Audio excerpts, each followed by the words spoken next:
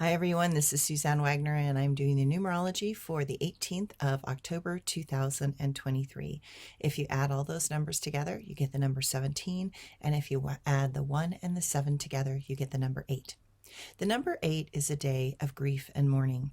Perhaps you may feel it as despair for a world spinning out of control. Perhaps it is more personal and you are dealing with loved ones whose health is in question.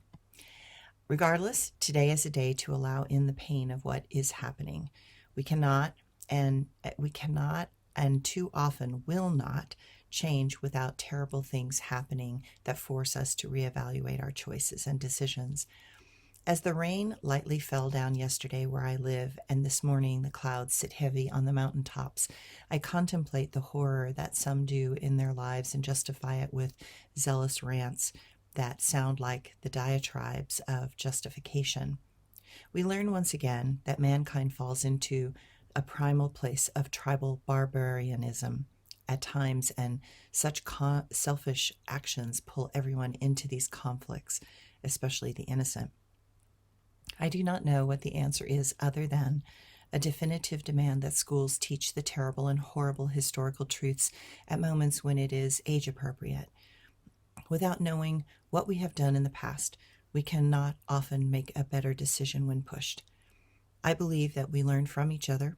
I have listened to the many teachers in my life, and I have listened to their stories and how their mind made decisions in times of stress, only to find myself, years later, in a similar situation.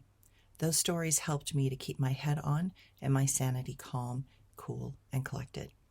It showed me options that were available to me from an objective and educated place.